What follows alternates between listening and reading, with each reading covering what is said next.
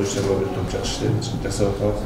Ош мамлекеттик университети Ош облусуна питомниктерди жаңыча методика, технологиялар менен түзүүнү пландап жатат. Ал үчүн Ош Токой чарбасынын директору жана жеке ишкер Рамазан Кожомкулов менен биргеликте 3 тараптуу кызматташуу меморандумуна кол койду. Анын алкагында окуу жай көчөттөрдү Ош шаарына жана райондорго жеткирип берет. Муну менен аймактардын жашылдандыруу жана экологияны жакшыртуу ишине салым кошот. Биз альтернативалык жолдорун таап, Ош мамлекеттик университетинин өзүнүн мүмкүнчүлүктөрүн пайдалануу менен инновациялык питомниктерди түзүп, андан чыккан ба өндүрүлүп чыккан көчөттөрдү шаар эле эмес, аймакка, областын аймактарына, мүмкүн түштүк аймак боюнча ошол элди камсыз кылууга болгон аракетибиз болот.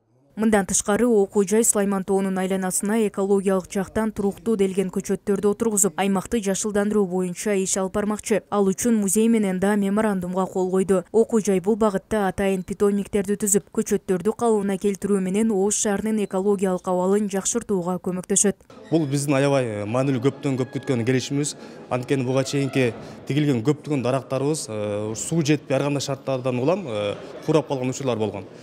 Буюрса бул келишимдин натыйжасында толук кандуу ишке ашып берсе, буюрса биздин эккен көчөттөрүбүздүн баардыгы кор зонасындагы Сулайман тообуз көрктөнөт деген чоң бир ишенимдебиз. Ошмо ошондой эле Эко Азия Лайф коомдук фонду менен дагы меморандумга кол коюп, Арстан баптын экологиясын сактоого жана жакшыртуу багытында илимий изилдөөлөрдү жүргүзүү боюнча кызматташууга кызыктар экенин билдирди. Бул документтин алкагында тараптар биргелешип иш жүргүзөт. Бул аракеттер президент Садыр Жапаровдун тоо экосистемасын коргоо демилгесине ылайык жүрүп жатат. Аны Ошмунун тоо экосистемаларын сактоо жана жашыл инновациялар консалтинг борбору ишке ашырууда. Мээрим Айтмаматова, Нурсултан Бакай уулу, Ошму жаңылыктары. Жашыл мурас, тоо экосистемаларын сактоо президенттин чакырыгын колдоо боюнча